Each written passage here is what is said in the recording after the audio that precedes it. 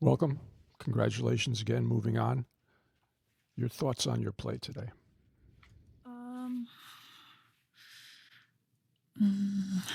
Honestly, I don't think I played that well, but I think mentally I was just trying to like fight for everything, and I know that it was a little bit of an emotional roller coaster. So yeah, overall, just happy to have won. Okay, thank you. Questions? Yes. You talked about the journey after the match. How important is that step in that journey, like making it to the fourth round?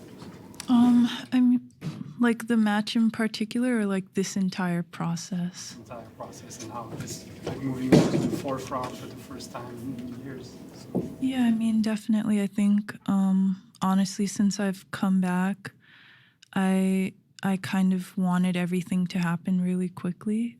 So I think it took, I keep saying like after Wimbledon, but for me to like just completely not even think about results anymore and just try to focus on every match by itself. And I did good in Montreal, and now we're here. So I'm just really happy about that. Definitely pleased. I think Thomas has been like really cool to work with too. So as a journey, it's not something that I really pictured, but I'm glad to be living it. David. Hi, Naomi. In the second set, having won a one-sided first set when Daria was struggling and you were playing well, things turned and you seemed to be getting quite frustrated, and there's a shadow on the court and lots of things going on. I just wonder, do you pre-plan at all for if X happens with the score and I feel like this, then I'm going to do Y in order to try to get back on track? No, honestly, I'm not the type of person that does that because I don't even like looking at the score. For me, honestly, there are some matches where I'm like surprised if the game ends or something because I keep trying to like focus on one point at a time. But yeah, I mean, definitely you're supposed to have game plans and backup plans. And I think for me, rather than it being a game plan, it was more like me trying to calm myself down because I felt like very nervy, shaky. And I know I was like yelling, "Come on," a lot. So yeah. Matt.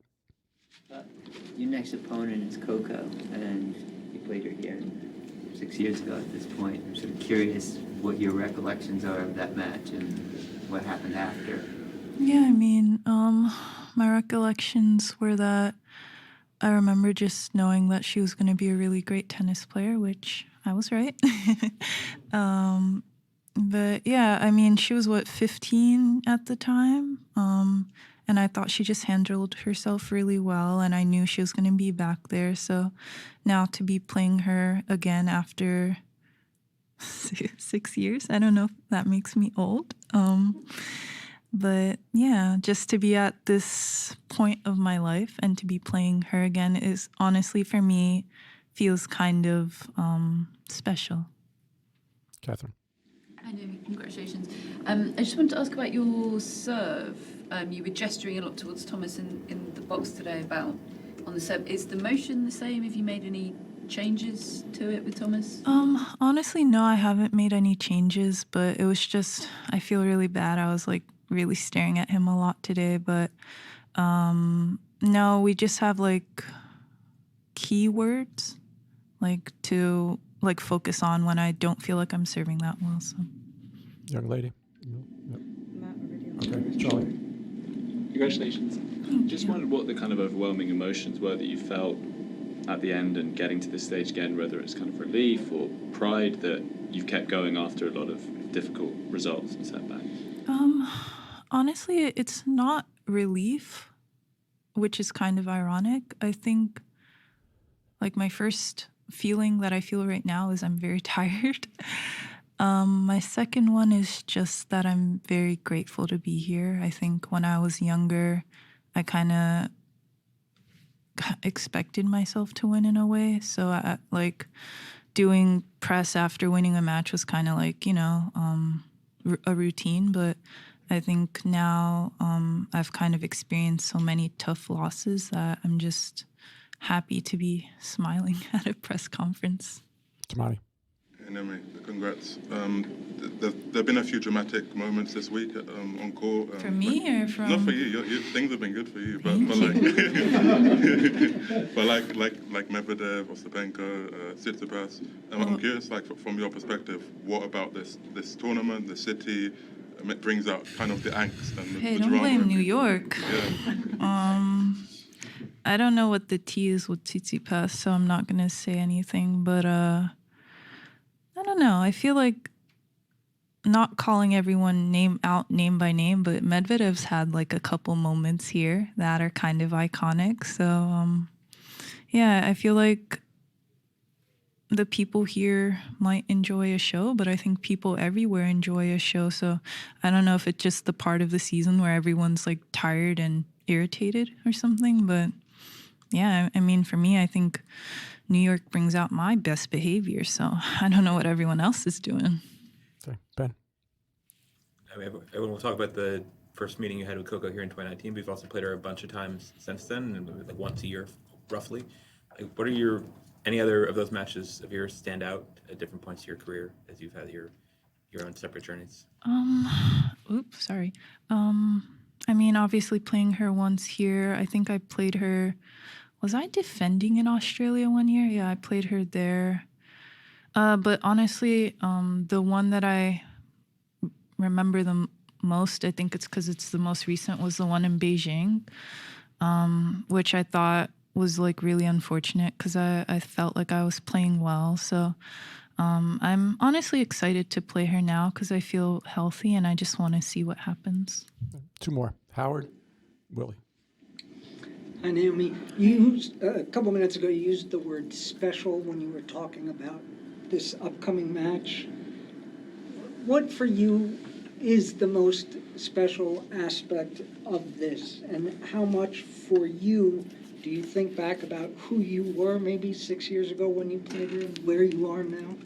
Yeah, I mean, I think I don't know how old I was, but sometimes I like think about me before I like had my pregnancy break, and I kind of realized that I feel like my age was pretty young when I was doing some of the stuff that I was doing. So I feel like I have to give myself a lot of grace on that. And I think overall, I forgot your question. That's crazy. I'm sorry, short recap. You used the word special before when you were thinking about, I guess, playing her Coco here 6 years ago and now sort of coming back to that matchup all these years later, and maybe why you used the word special. And honestly, yeah, okay, I'm sorry. I think it's more like, for me, it's the journey getting back here. And then obviously we had like a really special moment here that a lot of people remember. So for me also, she's like the main star of the US Open, and I didn't play on Ash yet. So it's just a combination of all those things. And then also like after I had Shy, I came to the US Open to watch her play. Mukova, I think it was a semifinal. So I don't know. I just feel happy because I feel like all of my hard work is amounting to something. Willie, final question. You mentioned that in 2019 you thought she would be a special player when she was so young. How would you describe your observations of her journey from then until now? Yeah, I mean, I think everyone kind of already knew that about her, that she was going to be a really great tennis player. And for me, I feel like everyone's journeys are so specific to them. And it's been a real pleasure to see how she's kind of navigated herself and been a role model to a lot of young people, even though she's a young person herself. Thank you, everyone. Let's transition to Japanese.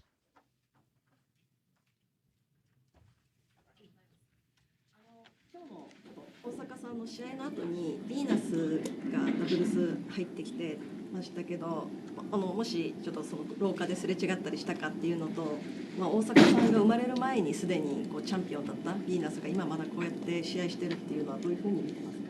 Yeah, I mean, I think for me it's incredible to still see Venus on the court. I know that when people talk about her, they mention her age first, but I don't know. I feel like for me, we should be appreciating so much that she's still playing and she's still giving inspiration to so many people. And I watched her match against Mukova, and I thought that it was incredible how well she played and how well she moved. So yeah, for me, to see someone like her, it's like a legend, you know what I mean? So. おめでとうございます。今日コートに入る前に試合始まる前に音楽聴きながら体を動かしてる時すごくリラックスしてる表情に見えたんですけど、1回戦と2回戦と比べて緊張感っていうのはこうほぐれてきてますか？気持ちはどうですか？ Yeah, so actually, I wasn't nervous going into the match today because I've played Daria so many, well, not so many, but I've played her many times and I know her game style. So I knew there wasn't going to be many surprises there, but I feel like when the second set started, I just overthought a lot. And then obviously started having a little trouble with my serve, so that was frustrating. But I think I'm getting more and more used to like the matches here. おめでとうございます。ディフェンスの自信っていうのはどれぐらいこう大きくなってきてますか？ Yeah, I mean, I'm definitely a lot more confident in my defense. I think I've been working on my speed a lot with Gigi, and we've just been kind of going hard with that. So I'm confident that I'm able to get balls back, but I know I'm not a pure defensive player. So yeah, I think it's useful to use when I need it. ございます。シャイちゃん生まれてからカムバックされてグランドスラムで、ベスト16に入るのが初めてなんですけれども、やっぱりカムバックしてからテニスがどんどん良くなってるっていう感触っていうのは今回の、ベスト16で思うところありますか？ Yeah, I mean, there's definitely been a lot that has happened since Shai was born, and you know, to be back here in this round at this tournament is definitely something that's really special to me. I hope that I can keep going farther and farther in this tournament, and then obviously the Asian swing is next, and I'm really excited to play in Japan and China because I missed the Japan part of the season last year. So I think for me, what I realized is no matter what, this year is definitely better than last year anyways, so I just have to keep being positive. Thank you, everyone. Thank you.